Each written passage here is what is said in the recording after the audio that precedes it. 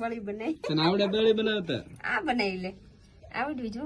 પેલા વેલા બનાવી પણ પેલી તને બળી બનાવી શીખવે કેવી બની હોય સાકી જો ના જો મસ્ત બન્યું. अभी मजा आएगा ना भिड़ो. આવડી ગઈ છે. આવડે તો કઈ પેલા વેલા બનાવી. क्या सोच है रे तेरी? ઊની હે કેમ સાખવી?